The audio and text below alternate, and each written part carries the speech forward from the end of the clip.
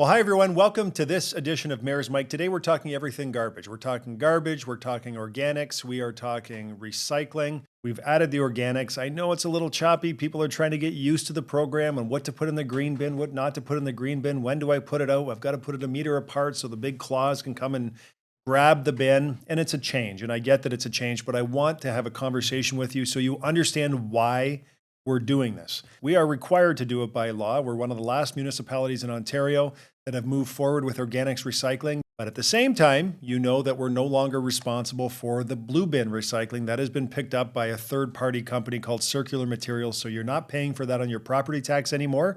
And that cost went away, and now the green bin cost came forward. And so let me start by saying, now that we've started the green bin program, Windsor, you're off to a great start. You guys deserve a lot of credit. The uptake has been quite remarkable. In fact, in just 4 weeks, we've collected 500 tons of organic food waste through the green bins. It's been a marked improvement. People are getting the hang of it.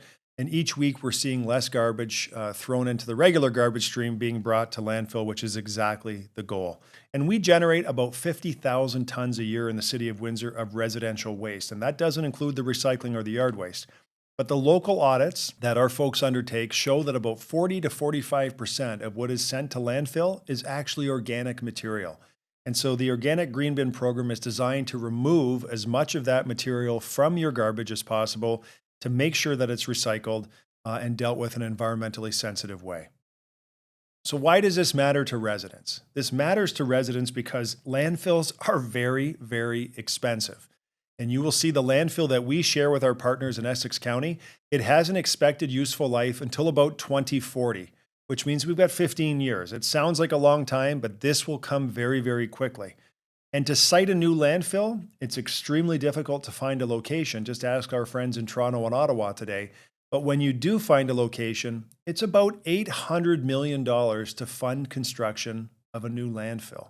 700 if you're lucky, 800 at a high end. And none of those fees are funded by the provincial or federal government. They all fall to the local property taxpayer. So we are trying to minimize the requirement to fund a new landfill for as long as possible. And the more stuff we take out, the organic material we take out from the garbage, the more we recycle, the longer the landfill will be alive. And we won't have to spend $700 million anytime soon. Now, we went out to the landfill. You're going to see some of the video.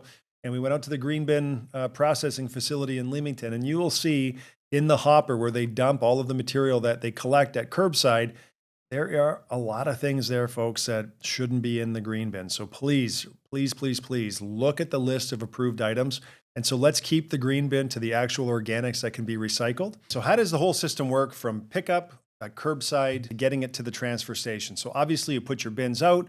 Miller Waste Systems comes and collects all the material in your green bins. It's brought to our transfer station where it's consolidated with waste from other municipalities, and then full truckloads are sent out to Leamington where they are processed at Seacliff Energy. And these folks have been in business since 2011. They are used to producing a lot of fertilizer, which is actually what happens.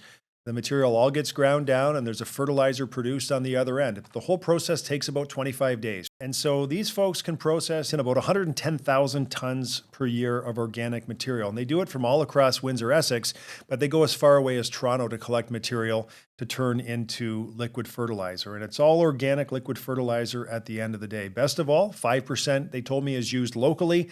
The other 95% is shipped up between here and London to help farmers in their fields. And so it actually just helps grow next year's food supply.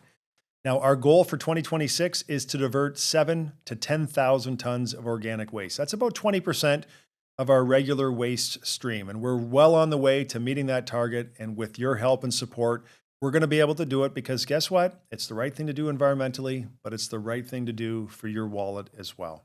We all have a part to play in this change, and I get that it's a little frustrating at the beginning as we all figure this out and we have a new bin to deal with. And I also know it's not possible in every neighborhood, on every street in the city. So the driver will deal with it, but where it is possible, please help the driver out, help the system be really efficient.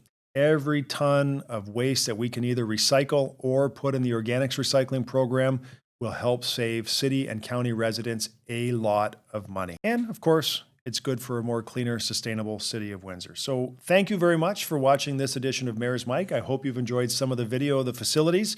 that we brought you to. I hope you enjoy looking at your landfill and seeing how much space we have available. It's very interesting to see it all in action, and we've got some professionals and some strong people who are managing all of this for us, and I thank them for what they do on our behalf each and every day. Thanks for watching this edition of Mayor's Mic. Any ideas you might have, drop us a line at the address on the screen right now.